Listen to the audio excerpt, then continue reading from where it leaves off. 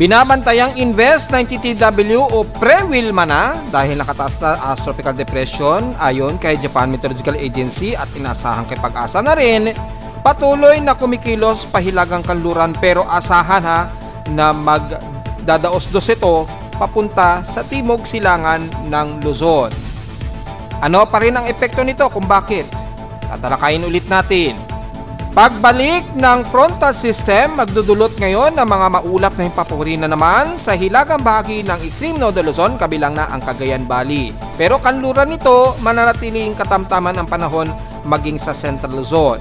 Ilang bahagi sa Southern Luzon kasama na ang Metro Manila, Mimaropa at Mindanao patuloy na magkakaroon ng maulap na himpapurin gloomy at kalat-kalat na mga pag-ulan na may localized thunderstorms dahil sa patuloy pa rin na pag-iral ng hot humid na panahon dito sa silanganing bahagi ng bansa. Inaasahan ang ulan dulot ng Sheline magpapatuloy muli nitong darating na weekend.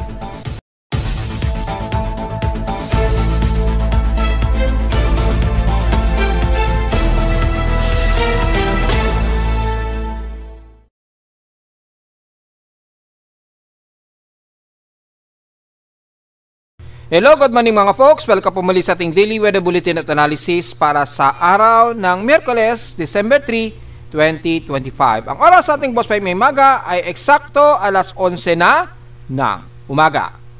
Patuloy tayong makakaranas ng mataas na heat index ngayon sa Metro Manila at hot humid na panahon kagaya po kahapon na.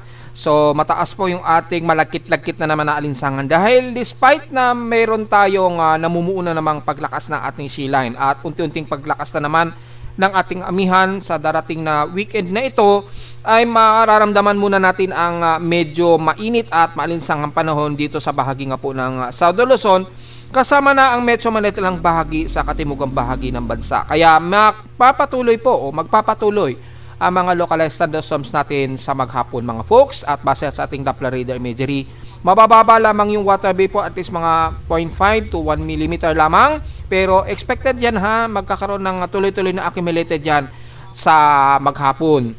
So yung mga pag-ulan sa extreme Northern Luzon dahil sa pamumuuna naman ng ating Sheline which is yan yung pipigil sa binabantay nating bagong low pressure area o bagong tatawaging bagyo pagpasok ng Philippine Air Responsibility na ito ay mapipigilan na humilagang kanluran.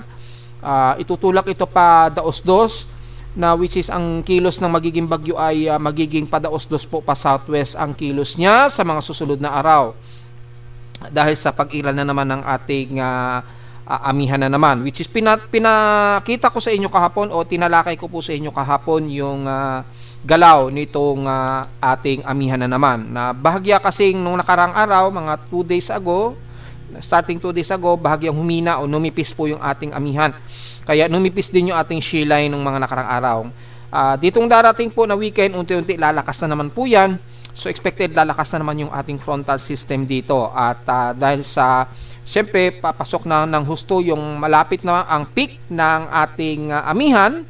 Papasok na tayo sa pinaka-peak ng amihan, malapit na, unti-unti tutuloy at lalakas na uli o mas lalakas na uli yung ating amihan sa mga susunod na linggo.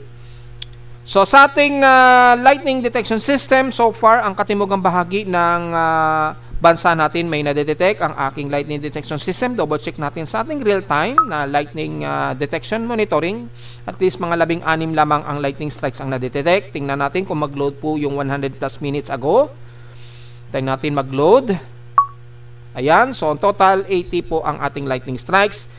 Kasama na ang within 2-hour period ng lightning strikes. At mapapansin nyo po mga folks, ang bandang Mindanao ngayon ang may maraming cluster na mga lightning strikes. Pero past 1 hour na po ito o mahigit isang oras na po yung nakakaraan yung mga iba. Ang medyo latest na lamang mga 20 minutes ago to 40 minutes ago ay dyan sa may bandang dulo po ng Tawi-Tawi at sa may bandang kanluran ng Visayas. Wala naman masyado sa Metro Manila talang bahagi ng kalupaan ng Luzon. So at least meron tayong 80 lightning strikes recorded at ang malayo sa amin sa Caloocan 153 kilometers mula sa amin sa Caloocan. So mukhang wala tayong latest na lightning strikes na nadetect ng aking lightning detection system sa Caloocan sa ngayon. Baka mamayang hapon po dadami yan. Sa ating thunderstorm advisory, well, sa Visayas ang nakataas. Naka-issued po to ngayong 10:24 AM. According sa data feed ni Pag-asa, nakataas ang ilang bahagi ng Visayas. Siyempre kasama na ang Palawan o Mimaropa. Yan, hanggang Aklan. Yan, at 1 to 2 hours pang persisting nito. So, kasama ang Mimaropa at west portion ng Visayas ang nakataas ngayon. So, lalawak pa yan sa maghapon po dahil sa pag-iral ng ating gloomy at haze na panahon o hot humid na panahon. Sa ating current conditions, overcast, gloomy nga po, haze at mostly cloudy ang umiiral dito sa amin sa Caloocan. Kitang-kita naman sa ating real-time dashboard. Anyway, itong ating tropical cyclone sector, mukhang nagpa-function siya ngayon. So, double check natin, hopefully tuloy-tuloy na po yan. Again kapag humihinto po yung kanyang pH time dito, ibig sabihin medyo hindi pa okay o hindi pa stable ang kanyang data. Pero sa napapansin natin ay mukhang stable po yung ating computer-generated tropical cyclone sector. So, mukhang latest naman siya. Sana tuloy-tuloy na po yan at operational na sana ng Hawaii Joint Typhoon Weather Center data. Sana ay magtuloy-tuloy na po nito para mas detalyado natin at mas real-time natin na mamomonitor ang galaw nitong si Pre-Wilma. Bakit Pre-Wilma na? Kasi nasa high chance na po ito daw sa susunod na 24 oras na magiging isang ganap na bagyo. Or pagkapasok po ng Philippine Area of Responsibility ngayong araw, ay matatawag na natin yan sa local name na Wilma. Dahil kahapon pa, nagtaas na si Japan Meteorological Agency itong C90TW bilang isang tropical depression na nga daw. So, asahan na natin susundin yan ni Pag-asa ha. Sa ating lowest temperature na itatala na kay weather station, kaninang 5:29 AM, nakapagtala kami sa Caloocan ng lowest of 25.9 degrees Celsius. Kahapon, medyo mataas-taas ang konti, 32.9 degrees Celsius ang highest air temperature sa amin sa Caloocan. Kahapon ito ng hapon at 2:55 PM. At sa ating heat index, ay syempre mataas po ang ating heat index kahapon, 44.6 degrees Celsius po ang ating naging init pandama since kahapon po yan. Yan, 44.6. So mataas po yung ating alinsangan. Hindi muna tayo magpo-forecast ng heat index na very gloomy po ang ating panahon pero hot humid. Asahan lamang na mataas ang ating air temperature at hot humid na panahon muna. So hindi muna tayo magpo-forecast. Siguro bukas tingnan natin kung hindi na magiging hot humid lamang ang panahon natin na may mataas na outside humidity. Dahil kapag mataas masyadong humidity at yung iba hot dry naman, hindi masyado mataas ang heat index. Naglalaro lamang siguro hanggang 39 degrees Celsius to 40 degrees Celsius siguro. Malamang dyan lamang yan sa may bandang Central Luzon o bandang Kaluran ang medyo bahagyang umaabot ng 40 degrees Celsius. Pero manageable pa rin naman natin yan.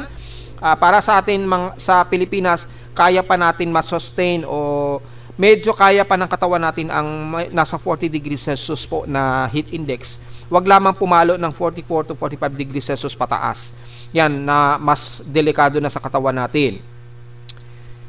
Samantala sa ating PH extremes in past 24 hours, ang Zamboanga Peninsula na may pinakamataas na air temperature na 34.8 degrees Celsius. So pansin natin, bandang Mindanao talaga ang may matataas na marang summer o hot dry season na temperatura sa kanila. 34.8 degrees Celsius po sa Zamboanga Peninsula. Despite nag-gloomy sila at inuulan. Sa Baguio City naman sa lowest temperature, 17.8 degrees Celsius po ang lowest temperature sa bansa. Pagdating naman sa inulan ang Gensan o General Santos City na may 8 mm lamang na total rainfall lamang. So nagkaroon lang sila ng medyo isolated rain showers lang siguro. So mabababa ang naging pag-ulan since kahapon. So wala po kaming recorded na pag-ulan kahapon sa amin sa Caloocan. So wala pa po kaming kahit man lang mataas na total rainfall, 0.3 mm pa lamang ang unang recorded namin for the month of December. At sa ating namang outside humidity, 85% po yung outside humidity dito sa amin ngayon. Base sa aking weather station, tumaas ito ng 7% since last hour. May high pressure area tayo ngayon dito sa Metro Manila, 1011 hectopascals po tayo, mataas, and steady ito since last hour. May presensya na po kasi tayo ng ating amihan, so normal na tumataas po yan kapag talagang tag-amihan, mataas ang ating barometric reading. High tide and low tide status, well, may pa-minimum low po tayo, so para mag-maximum yan, may mahigit 1 hour pa tayo para mag-minimum low po. At patuloy po na mataas ang ating pag-alon sa extreme northern Luzon dahil po sa ating northeast monsoon po, malakas po yung daloy ng hangin dyan. Asahan na maabot sa 1.25 meters ang alon natin dyan. So kahit hindi natin silipin ay kita naman sa satellite imagery ang malakas na hangin po dyan sa extreme northern Luzon. So dyan sa may bandang karagatan ng La Union hanggang Ilocos region at Batanes Group of Island, medyo delikado sa mga maliliit nating mangingisda ang pumalaot po kapag medyo ganyang kataas ang alon. Baka madisgrasya. So, sama na lang siguro kayo sa mga malalaking bangka o gumamit na lang kayo ng malalaking bangka muna. Pero sa katimugang bahagi naman, so far ay hindi naman ganon kataas ang alon. Kalmado naman ang ating water swelling. Wala naman tayong magiging komento so far. Sa ating air quality po, 124 po, unhealthy po ang sensitive groups natin ngayon. So, hindi maganda ang ating air quality dahil may thermal inversion at natatrap na naman yung ating air pollution dito sa syudad. Hindi masyado nakakaalpas pa itaas. So, mapapansin nyo po, masyadong hazy po ang ating paligid. Yung himpapurin, hazy po. Parang makulimlim na natatrap, na parang makulay abo ang ating himpapawid ngayon. Mula rito sa amin sa Caloocan, natatanaw ko po sa labas na parang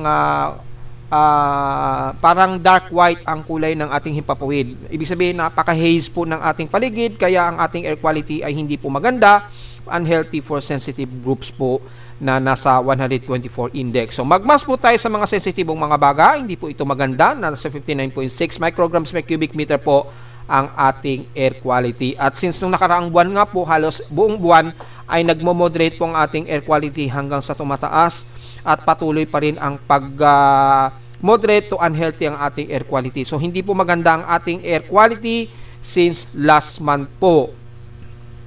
Kaya mapapansin niyo yung ating UV index mababa lamang, naglalaro lamang sa sensitive of 5. Pero ngayon at umaabot naman siya sa 6. Kaya lang madalas bumababa po yung ating solar energy. Ayan, index 3 lamang, 456 watts per metric. Okay. So mababa lamang yung ating liwanag. At least kahit pa paano nagpe-penetrate yung sikat ng araw pero agad-agaran kumukulimlim din kaagad. Sa ating almanac, sumikat ang haring araw kanina ng 6:06 AM at lulubog po ito mamayang 5:25 PM at ang ating moonrise and moonset na nasa halos malapit ng mag-full moon, 95% illuminated, waxing gibbous, mag-moonrise pa po ito mamayang hapon at 3:37 PM. At bukas na ng madaling araw ng 4:55 AM naman na ito kinabukasan, lulubog. At sa ating local weather outlook, para ngayong Miyerkules at Huwebes, asahan po partly to mostly cloudy ang ating maghapon ha. Chance na pag-ulan dito sa amin, nasa 29% to 30% lang daw uulanin dito sa amin sa Caloocan. So, maaaring hindi sa amin umulan, malamang posibleng dyan sa may bandang Metro Manila or lalo na bandang Quezon City, yan, Valenzuela, yan, bandang Patanay Rizal po. Madalas, iuulanin sila dyan bago sa amin sa Caloocan. Bukas ng Huwebes, partly cloudy rin na maghapon, halos kapareho ngayon at mababa rin ang chance na pag-ulan, 29 to 30% chance na uulanin kami sa Caloocan. So maaring hindi sa amin, baka malamang dyan sa may bandang Quezon City nga po, Valenzuela or bandang Patanay Rizal po. Sa Katimugan naman siguro bandang Cavite siguro o bandang Laguna po ang ulanin. Highest and lowest temperature expected maglalaro 29 to 31 degrees Celsius and lowest temperature expected 24 to 25 degrees Celsius. So, diretso muna tayo sa ating ginagamit na satellite imagery. Makikita po ang pagbabalik na naman unti-unti ng ating amihan. Paglakas na naman ng ating amihan. Well, na-report ko na yung forecast niyan kahapon kung kailan uli lalakas yung ating amihan. So, balikan natin yung ating data feed ng mean sea level and wind gust para sa daloy na rin ng ating amihan. Makikita po natin in 24-hour period. Yung 10-minute wind gust ito, ayon sa data feed ni Pag-asa, makikita natin ngayong araw ay unti-unti na namang lumalakas yung ating amihan. And then yung pagbaba ng atmospheric pressure, nandito sa may bandang South de Luzon, hanggang Mindanao po unti-unti bumababa na naman dahil lumalapit nga po itong si 93W at matatawag pa nga nating Wilma. At ito nga po, within the next 24 hours, yan, within the next 24 hours ay unti-unti mapapansin nyo po lumalakas yung ating amihan sa extreme northern Luzon. So pagdating po ngayong araw maghapon hanggang alas 5 lalakas po yung ating amihan Hanggang alas 5 po yan, and then mamayang gabi na po, ito na po, mga bandang 10 PM na po ito. Titingnan nyo po dito yung oras natin. Dahil mismo yan sa data feed ni Pag-asa nang gagaling ha, yung data. At latest po palagi. So mukhang maganda yung data feed ni Pag-asa sa mean sea level pressure and wind gas. At kitang-kita naman po ang paglakas muli ng bugso ng hangin dyan. Ibig sabihin, malakas uli ang ating amihan. Na naglalaro nga po mga between 61 km per hour po pataas ang bugso ng hangin dyan sa extreme Nodo Luzon nitong maghapon. And then sa susunod na araw nga po ay patuloy nga po na lalakas yung ating amihan. So mapapansin nyo po yung sea line unti-unti bababa po dito sa may bandang southeastern Luzon po. Yan po ang dahilan, isa po sa magiging dahilan kung bakit ang pagdaos-dos ng binabantay nating low pressure area ay magiging mababa po ang trajectory niya, at probably ay dito na lamang yan. Yung pagpasok niya ng PAR, ganyan na lamang yung pagdaos-dos niya, ganyan. Yun. Nung nakarang araw, di ba, halos steep, mataas. Kasi yung shear line, mataas pa po kasi yan. Yan, mga mataas pa po kasi yan. Namali pa ako ng click. So, yun po. Ayusin ko na lang po ulit. Yan. Dapat ganyan yan. So, yan. So, makikita nyo po ay bumababa ng husto yung ating shear line. Kaya yung pagpigil niya dito sa galaw nitong C90TW ay mas mababa rin yung magiging trajectory. So, probably dito po ang magiging traversing nitong binabantay natin na low pressure area. Again, hindi siya agresibong bagyo kung sakali ha na maging tropical depression. Malawak ang ulan ang magiging dala niyan probably. So, i-extend natin yung araw pagdating po ng December 4 na ito. Yan. December 4, maghapon. Ayan po yung galaw ng low pressure area. Napakababa nung trajectory niya rito. Kay GFS kasi po ito. Kaya mababa yung kanyang yung magiging trajectory. So, bago natin talakayin yan mga folks, ay iulat muna natin yung lagay ng panahon muna. Gamit ang ating satellite imagery, mapapansin po natin ang paglakas nga po ng ating amihan sa hilagang bahagi ng Luzon. So, asahan natin ang kanlurang bahagi at hilagang bahagi ng Nodo Luzon, magiging mas maulap na kayo dyan. Expected ang kalat-kalat na mga mahina at katamtamang pag-ulan. And then, within 48 hours, malamang magkakaroon na kayo ng mga ilang moderate to some heavy rain showers po ang iiral dyan. Pero expected po ang magiging isolated rains sa maghapon. Sa bandang Central Luzon, at least medyo katamtaman tayo hanggang Metro Manila at Calabarzon, pero magiging maulap tayo. Asahan din na isolated rain showers and localized thunderstorms, kabilang na rin ang buong South Luzon. So, damay dito ang Mimaropa at Bicol region po. Sa ngayon nga po, ang bandang Puerto Princesa, medyo nagkakaranas sila ng mga mahihinat katamtamang pag-ulan. Ganon din sa may bandang El Nido at ilang parte ng Coron, Palawan. Magdalala lamang po ng payong just in case. Pero ang nangunguna dito ang easterlies pa rin na magdadala pa rin ng hot humid na panahon dito sa silangang bahagi ng bansa. Kaya magiging maalinsangan tayo at malagkit-lagkit na alinsangan na naman ang mararamdaman natin despite na maulap ang panahon ha. So mula sa Southern Luzon at Visayas, katamtaman, partly to mostly cloudy tayo. Isolated din ang pag-ulan sa maghapon na may localized thunderstorms din ang aasahan. Sa Mindanao naman, despite na magiging maulan ang silangang parte ng Mindanao, lalo na dito sa bandang Surigao del Sur hanggang most of Davao de Oro, kasama na ang Compostela Valley. So ang buong Caraga area ay magiging kalat-kalat din na pag-ulan ng mga ilang light to moderate and clusterized heavy rain showers dahil sa pinaka-surface trap dito embedded ng ITCC sa katimugang bahagi po ng Mindanao. Medyo numinipis lamang siya dahil nagkakaroon tayo ng unti-unting inflow dahil po sa trough na ito dito sa ITCC sa may bandang Indonesian Peninsula. So expected po na magiging maulan ang silangang bahagi ng Mindanao at ilang bahagi ng Davao Region na sa ngayon medyo katamtaman muna ang panahon sa Davao del Norte hanggang dyan sa General Santos, South Cotabato, also Sultan Kudarat Mangyan, Central ng Bukidnon at Lanao Region. Sa hilagang bahagi ng Mindanao, maulap at gloomy rin ang panahon ninyo. Expected ang isolated rain showers and localized thunderstorms maging sa Zamboanga Peninsula. Mula rito sa Misamis Occidental hanggang dyan sa may bandang Dipolog, maulap ang inyong panahon. Asahan na mga ilang kalat-kalat na mahihina at katamtamang pag-ulan na may pagkilat at pagkulog. Kasalukuy nakakaranas ng moderate rain showers ang ilang bahagi ng Tawi-Tawi at Basilan. So, importante ang payong mga folks sa maghapon dahil magiging maulan ang inyong araw. So, yun po, generally, magiging partly cloudy at magiging moderate ang lagay ng ating panahon sa halos 80% ng buong bansa. Puro isolated rain showers at localized thunderstorms ang iiral sa maghapon po, mga folks. At kung titingnan nga po natin dito sa WinGas and MSLP, ay magiging maulan po mostly ang bandang Bicol Region at Eastern Visayas dahil sa paglakas uli ng ating shear line na naman, bumababa po yan hanggang sa mga susunod na araw. Pero kung pagbabasehan kasi natin ngayong araw lamang po ng Miyerkules, ito po yan, ay hindi masyado o ma-isolated rain showers lamang ang maaring ulanin dyan. So, double check po natin yung accumulated rainfall kasama ang NCR within 24-hour period. Mapapansin natin mga light to moderate lamang ang nakikitaan natin. Sa NCR, hindi masyado. Ayan, makikita naman natin. So, kung in-next po natin animation, halos ang Eastern Visayas ay madalas magkakaroon ng mga kalat-kalat na pag-ulan. Ayan. So, ito po yung within the next 24 hours. December 5 na po ito. Ito na po yung paglapit ng low pressure area. Mapapansin natin, mababa po ang naging trajectory na niya.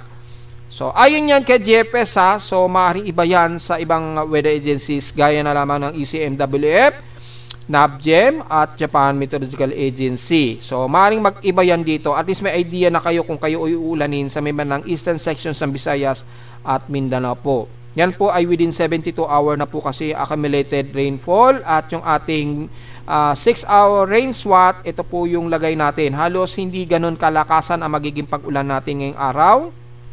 Yan, ito po yung ngayong araw. And then by next 6 hour to 12 hours, yan na siya. And then, ito na po yung buong maghapon natin hanggang December 4, bukas. Yan, so mapapansin natin, hindi naman ganun katindihan ang mga magiging accumulated rainfall. So, kung titingnan natin ang mahaba-habang accumulated rainfall until December 5, mapapansin natin ang Eastern Visayas lamang ang nakikitaan daw dito at Mindanao o Northern Mindanao na makakaranas ng mga moderate to some heavy rain showers. Hindi masyado sa parting Luzon na yun, no?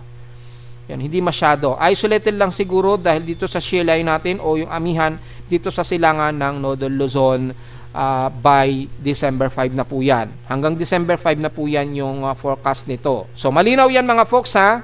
So, diretso agad tayo sa ating ginagamit na computer-generated tropical cyclone sector at mukhang sa ngayon, mukhang stable naman, real-time working yung ating TC sector. So, pwede natin siyang gamitin ngayon dahil latest siya.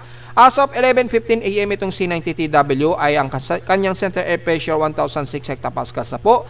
Almost tropical depression na siya sa oras natin sa Pilipinas, sa 10-minute average. Naglalaro na yan sa 45 km o 44 to 45 km per hour. Sa atin sa Pilipinas, yung gagamitin ni Pag-asa. At 55 km per hour naman ang bugso. Pero sa 1-minute average, 42 km per hour po ito at bugsong 55 km per hour. Considering tropical depression na po yan sa atin sa Pilipinas, oras na ito ay pumasok, tatawagin sa local name na Wilma na. Sigurado yan. Pero sa ating TC sector, nanatiling high chance pa rin na magiging isang ganap na bagyo ito. So, automatic na po yan dahil high chance na nga po according dito sa ating TC sector. Hindi pa kasi siya umaabot sa threshold ng ating 10-minute average kaya hindi siya sumasabay sa ni Pag-asa, sa official ni Pag-asa. Kaya mauuna munang tatawagin ni Pag-asa yan as Wilma o Tropical Depression bago ang ating TC sector. Dahil again, Universal Time Coordinate po ang basehan ng ating TC sector. I-convert nyo na lamang yan base sa pinaka average ng wind gust nito, considering yan na ay 10-minute average natin sa 8-hour ahead natin sa Pilipinas. So, ilang beses na natin pinapaliwanag yan. So, understood naman siguro na natin yan mga folks. At papasok na nga po ito ng Philippine Area of Responsibility. Kung titingnan natin Himawari RGB, ito po yung maliitan lamang siya, masyadong compact ang kanyang kaulapan. May bahagyang circulation po, hindi ganoon ka-agresibo ang kanyang circulation, yung outer, dahil maraming interaction ang nagaganap sa kanya. Yung frontal system dito sa itaas, ito na nga po, medyo na masyado ng mababa yung frontal system o yung cold front. Kaya nagkakaroon na kaagad ng interaction sa kanya. So, ang tendency po, nagiging mababa ang kanyang trajectory. So, gaya nga po na sinasabi natin, either way dito sa may ng Southeastern Luzon po ito tutumbok or bandang Eastern Visayas po sa mga susunod na araw. Sa ngayon ay yan muna yung kuno of uncertainty niya at maliwanag naman po na ulan ang magiging dala nito halos na mararamdaman natin sa Southeastern Luzon oras na ito ay maglandfall dito sa bahagi na ito. So, hindi natin magiging concern masyado yung pag-intensify niya. Ang magiging concern natin nito ay yung dalang ulan po nitong C93W o Tropical Depression na si Pre-Wilma nga po. Yan po. At nakikita natin sa satellite imagery. Halos hindi ganun kalakihan o very compact lamang. Mapapansin natin ang ITCC pa rin ang sumasabay dito na magpapaulan ngayon sa bandang Eastern Mindanao area. So, ngayon pa lamang ang bandang Eastern Mindanao nakakaranas na ng mga kalat-kalat na pag-ulan na may pagkilat at pagkulog. So, yan po yung pinaka-status ngayon ni Pre-Wilma pag pumasok ito ng PAR. So, nagkaroon ng jolting. Ibig sabihin lamang ay tumaas ito hanggang dito lamang yan. And then, hindi pa ito masyado nakakapasok ng Philippine Area of Responsibility pa.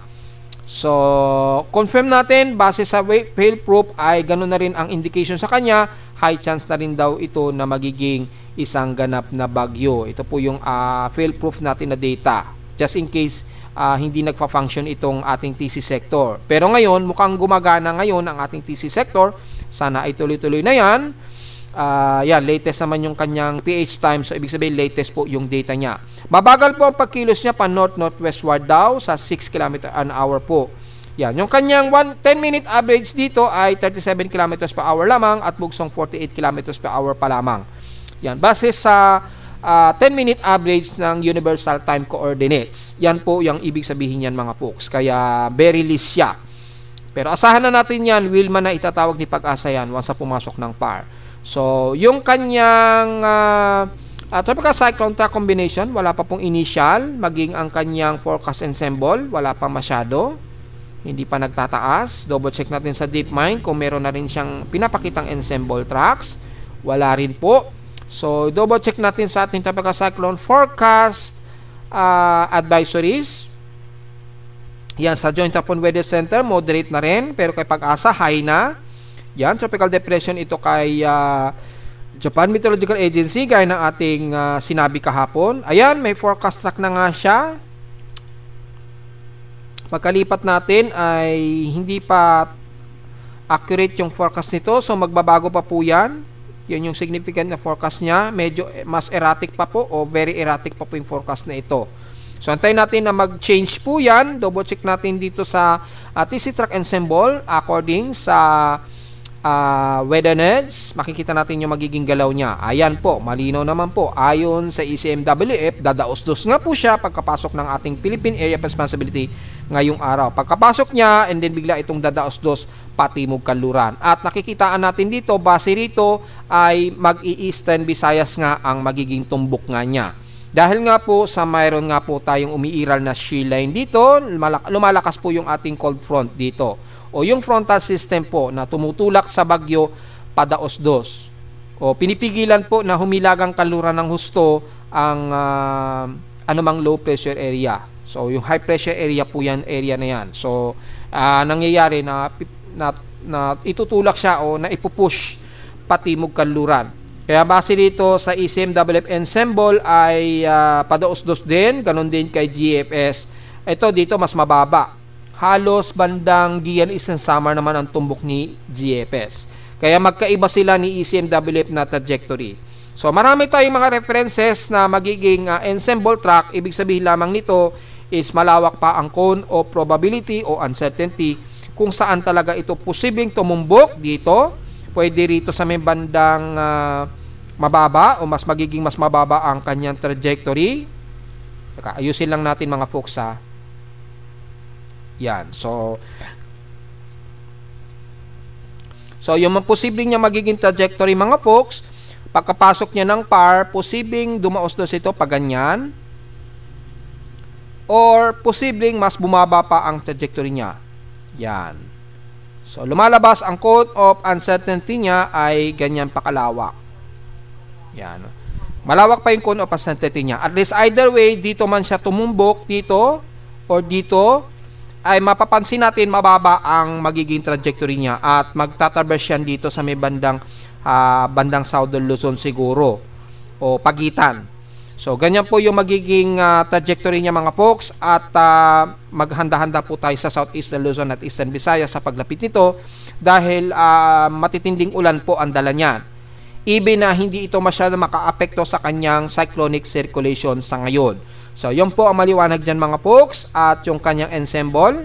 Hindi pa po accurate yung ensemble dahil dito mataas po yung kanyang projection. Yan. So, dito hindi pa yan masyado accurate. Kasi iba po yung lumalabas ng mga ensemble. Magbabago din kagad yan kapag na-indicate ng NOAA na iba ang nagiging trajectory niyan. Yan. Ito, erratic pa yan. So, wala tayong magagawa kasi sa NOAA po galing yan eh. Sa ating DeepMind, wala pa pong indication si DeepMind. So, antayin natin kung lalabas po yung ensemble niyan. Pero makita natin kanina sa Weather Nerd data, meron ng trajectory na tutumbukin nga po dito sa may bandang Southeastern Luzon or Eastern Visayas o pagitan. So, yun po yung magiging trajectory niya. So, expected ngayong araw po ay papasok nito ng Philippine Area of Responsibility at tatawagin bilang si Wilma. So, ito po yung circulation niya. At least, organized na po yung kanyang circulation pero masyadong compact o masyadong maliit lamang ito. Yan, maliit lamang yung dala niya. So, hindi ganon kabagsik kung sakali man na ito'y maglandfall dito sa bandang Eastern Visayas or Southeastern Luzon sa mga susunod na araw. So, meron na tayong spaghettios charge mula kay 93W. So, according dito sa latest forecast natin, posible pa itong mag-severe tropical storm daw. Pero sa ngayon, within 1 to 2 days, maglalaro lamang ito hanggang tropical storm daw. According dito sa ating tropical cyclone intensity forecast. So, yung posibleng niya magiging severe tropical storm, mga sa loob pa siguro ng mga o sa susunod na 2 araw. Or within 3 days po. Yan o. 2 o 3 days. Yan, mga 2 to 3 days po maglalaro na magiging severe tropical storm siya. So, within 2 days pa po siguro maglalaro pa lang hanggang tropical storm ang nakikitaan dito sa tropical cyclone intensity forecast. Pero sa ngayon, tropical depression pa lamang ang inaasahan pa rin yung forecast ngayong araw. Ito po yun. Within 24 hours, tropical depression pa lamang ang sa ngayon ang aabutin niya. So, by the next 24 hours pa siguro o by the next 48 hours ay posible pa itong mag-tropical storm. Ayon dito sa ating TC intensity forecast pa. So, marami pang posibleng mangyari dahil nasa dagat pa po ito. Maari pa itong lumakas. Kaya lang mapipigilan o nagkakaroon na kasi ng resistance dito sa pagitan nga po ng Eastern Luzon o Northeastern Luzon po dahil naririyan po yung ating cold front na yung lamig ng hangin o dry air na pumipigil ngayon sa development ni 93W. So nagkakaroon siya ng interaction na kaagad kaya medyo alanganin yung paglakas niya. Yan. Kaya hindi natin mapa-finalize pa kung aabot pa talaga sa pagiging tropical storm. Sa ngayon hanggang tropical depression pa lamang ang nakikitaan natin na forecast niya. So, yun po yung pinaka-latest natin mga folks. At diretso agad tayo sa ating tropical cyclone, tropical forecast assessment monitoring sa magiging actual o possible na actual na galaw nitong si 93W o pre-Wilma. Mula sa ating West Pacific Basin, nasa at least 30 to 35% na po na positive yung kanyang pagiging tropical cyclone formation prediction. Pero mapapansin natin very compact siya. And then sa susunod na 24 oras, mataas na rin siya. So, nasa at least 35% ang positivity niya na mayroong tropical cyclone formation nga dito, which is si 93W. At mapapansin nyo, mababa po yung trajectory niya. So, wala natin magiging komento dahil mataas na po yung kanyang organized development. Mayroon na pong organized circulation. At sa ating global spectral model, mapapansin natin ay mababa na rin ang trajectory niya ayon kay Japan Meteorological Agency sa tropical global spectral model. Ayan o. Pagkapasok niya dito, dadaos-dos siya dito sa may bandang Eastern Visayas and then tatawid dito ng bandang Central Visayas, then lalabas ng bandang Palawan. Ayan. Kasi po, bakit halos paganyan ang galaw niya? Kasi nga po, yung ating frontal system, umaabot na dito sa may bandang Northern Luzon. Ayan, ito po yung frontal system natin at yung ating daloy ng amihan. Ayan. So, na ano siya, nare-repel po siya padaos-dos yung galaw nitong si 90TW. So yan po yung pinaka-explanation niya. Kitang-kita naman po sa galaw ng hangin na ito. Yan, mapapansin nyo po yung frontal system na itutulak siya padaos-dos itong si 90TW. Kaya ang nangyari, padaos-dos din tuloy o pa southwestward ang nagiging kilos ni 93W. Kung titingnan natin ang mean sea level pressure, dito po malinaw naman po, lalakas po yung high pressure area dito, padaos-dos, dito kay 90TW. Then, mapapansin nyo po, pa southwestward po ang nagiging galaw niya hanggang sa mag-traverse ito dito sa may bandang Palawan o bandang Puerto Princesa. Yan. So, by December 7 to December 8 na po yan. So, mga hanggang this weekend po ay tatawirin ito ang buong bahagi ng Visayas or Southeastern Luzon o Southern Luzon rather. Then tatawirin nito ang bandang Palawan sa pagitan o bandang Puerto Princesa. Yan, sa darating po na linggo o Lunes na yan. So yan po yung ating makikitaan at malinaw naman po yung magiging forecast track niya. So wala na pong questionable dyan dahil nakikita nyo naman sa nagiging galaw niya ang paglapit dito sa Eastern Visayas. So kaya sa Eastern Visayas ang maapektuhan nito at yung tropical cyclone strike probability nito just in case po within 120 hours ay apektado po kayo hanggang 90% above ang Southern Luzon at Visayas. Yan, double check natin sa 120 hours. So makakaapekto pa rin daw sa Metro Manila at least mga 30%. Kabilang na ang Central Luzon 5 to 10%. So magkakaroon tayo ng posibleng ulan sa Metro Manila, pero at least hindi ganoon katindi, siguro mga light to moderate rain showers yan ang aabutin natin habang tumatawid na ito dito sa may bandang Eastern Samar. Yan, naglandfall na sa may bandang Eastern Samar nito. So linggo po ito, yan, December 7, mga Sunday po yan. So kung hindi man Sunday or Monday, depende sa magiging galaw niya dahil ang bagal ng kilos kasi nitong si 90TW ngayon. Yan. So, depende yan sa magiging movement speed para umadjust yung kanyang oras kung kailan ito maglalandfall o tatawid ng Visayas hanggang Palawan po this weekend. So, sa mga computer models po ay ito nga po yung pinakita natin kanina. Ganyan po yung magiging galaw ni GPS at ECMWF. Ayan, sobrang daos-dos po. Southwestward po ang nagiging galaw niya. Hanggang this whole weekend na po yan, hanggang linggo po daw ang magiging trajectory niyan. Ito po kay ECMWF. So mapapansin natin, bandang Eastern Visayas din po ang tumbok niya, bandang Eastern Samar. So sa darating po yan na weekend po, ditong weekend po, kaya maghanda-handa po kayo sa bandang Eastern Samar. Kayo muna ang unang tatamaan ng malawakang ulan.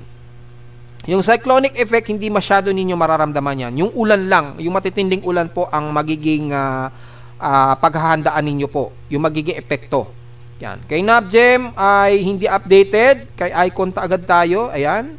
So, malinaw po dito na bandang Eastern Visayas po ang tumbok niya.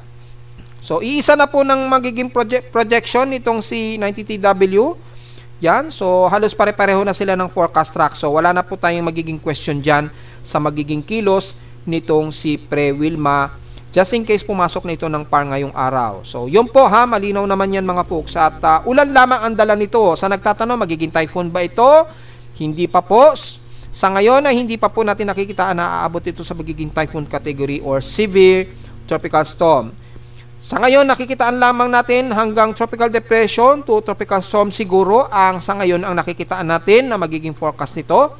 Pero at least mga 85% hanggang tropical depression ang highest chances na magiging category nito bago ito tumama dito sa Eastern Visayas area this weekend. So yun lamang po ang magiging conclusion natin sa ngayon.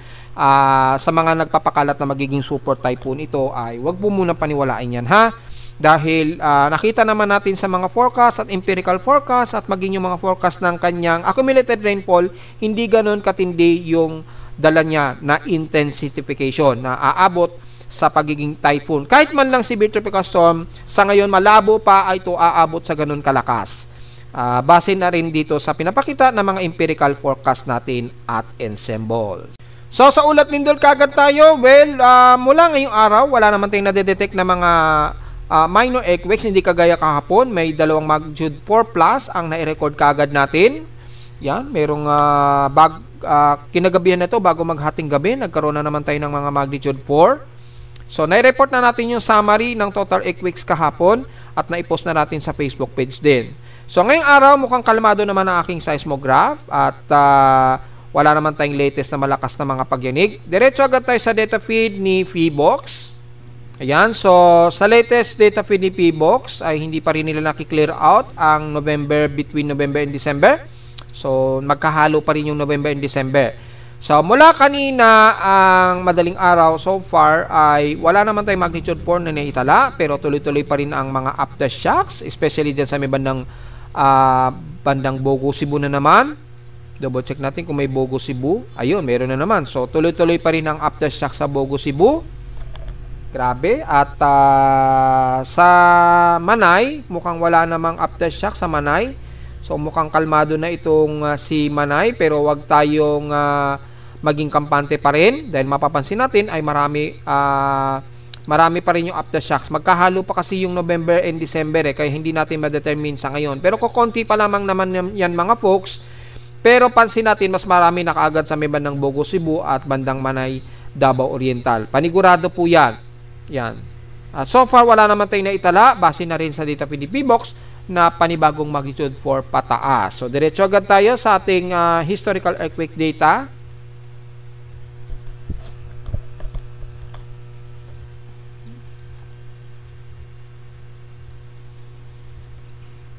Yan. Antayin po natin mag-load yung data dahil from January to December, ilo-load niya yung halos 20,000 mahigit na earthquake data. So, napakarami niyan. Expected talaga medyo matagal ang load dito sa ating historical earthquake sa dami po ng ating data. So, for the month of December po, well, asahan natin magkahalo pa po yung month of November. So, subtract natin. Nasa 1,352. Subtract natin ang month of November. 1,352. Para makuha natin yung actual na bilang ng ng lindol for the month of December. So, month of November, 1,227. So, nasa 125 earthquakes na po tayo for the month of December. Kakunti pa lamang po. At hindi pa natin ma-determine yung dami ng lindol natin dahil nakahalo pa kasi yung month of December at November. Medyo patience lamang mga folks. Pag naayos siya ni PBox, ma-separate nila yung data ng November and December, makukuha na natin yung actual na bilang for the month of December. So, yung November kasi is ito pa lamang yung huling record ni November. Pero yung kay December, nagkahalo po yung month of December at November. Kaya nagtuloy-tuloy po yung bilang niya. Ayan nagtuloy-tuloy. Yan. Nagsama pa rin yung 1,252 yung earthquake data ng month of November. So, konting patience lamang tayo mga folks at makukuha din natin yung tamang bilang once na maayos na po yung service ni PBox. Dapat automatic kasi naka-segregate na kaagad Minamano-mano pa kasi ni PBox yung separation ng months kapag nagpalit po ng petsa. So, dapat magawa ng paraan ni PBox yan na kapag pagpatak po ng alas 12 ng hating gabi ng huling araw ng buwan, automatic ise-segregate na sana dapat nung kanilang server yung nakaraang buwan sa susunod na mga buwan po para hindi po maghahalo. Yan. So, yun lamang po yung ating analysis ngayon. Kokonti pa lang naman, 125 pa lamang yung total earthquakes natin. So, hindi pa ganun karami mga folks. So, kamusta natin yung hydrological data natin o historical water data natin for the month of November para mayroon tayong idea. So, makikita po natin ay stable po ang lahat ng water reserve natin despite na nagkaroon ng critical level dito kay Magat Dam, which is nakaraang buwan pa po ay hindi nga po natin may explain kung bakit very critical pero nagbubukas pa rin sila ng gate itong si Magat Dam at ibang mga dam. Kung papansinin natin ngayong araw, patuloy na nakabukas ang gate kay Ambuklaw, Binga at Magat Dam. So, tuloy-tuloy pa rin ang pagpapakawala nila ng sobrang tubig. So, wala tayong idea kung bakit. Despite na critical water level po, ang indication na po kay Ambuklaw, Binga at Magat Dam. Ayun naka-water level critical. O, ibig sabihin po niyan, mas bababa na siya sa pinaka-deviation o yung normal high level Ito po yung normal high level nito. Yan, supposed to be nasa 574 dapat ang kanilang rule curve elevation, yung pinaka-normal bago mag-critical. Yan. So, mapapansin natin is bumaba ito dahil 574 po ito na supposed to be 575. So, 574.90 na which is ang pinaka-normal level ay 575 dapat. So, below siya ng requirement, kaya nag-indicate siya sa aking webpage as dam water level critical daw. Yan, ganun din kay Ambuklaw at Magat Dam. Yan, naka-critical siya dahil nasa 188.86 meters po ito, na mas mababa compared sa 193 meters po. Sobrang baba niya, kaya very critical po ang indication, pero wala tayong idea kung bakit patuloy pa rin silang nagpapakawala ng tubig. So wala tayong idea sa ngayon dyan kung anong ginagawa ng ating hydrological center. So sila lang siguro makakapag-explain kung bakit ganun, nasa critical siya. Pero kung hindi natin pagbabasehan yan dahil meron silang rason kung bakit nagpapakawala sila ng tubig, lumalabas na very normal po ang ating water dam level for the month of November.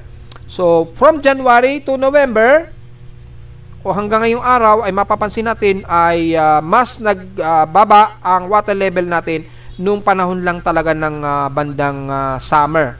Yan, ito yung pinaka lowest recorded ng record kay Angat Dam, ganun din kay Magat Dam. Pinakamababa ito nung summer po natin o hot dry season natin. And then pagpasok ng tag-ulan, ang taas kaagad ng ibinawi. Ayun, nung nagkaroon tayo ng malakas na busang ulan, pagpasok po ng mga bandang August, ayan, biglang taas agad yung ating dam water reserve.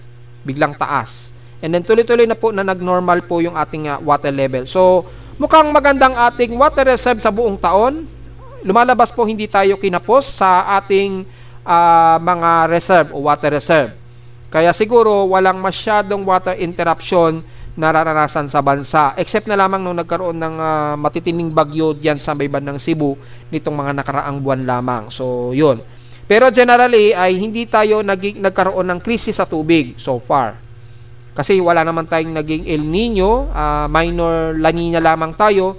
So, medyo nakatulong na hindi ganun katindi ang naging tagtuyot natin dito sa Pilipinas ngayong taon. At narito naman ating 3-day weather forecast para sa araw ng Miyerkules, December 3, 2025.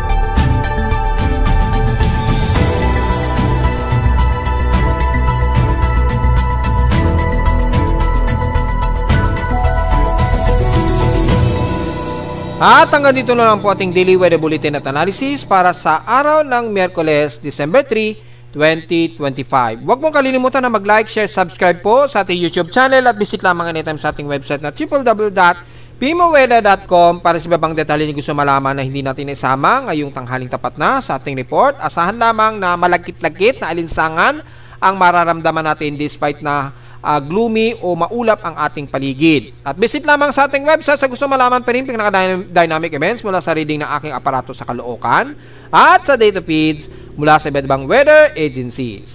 Maraming salamat po mga folks at magandang araw po sa ating lahat.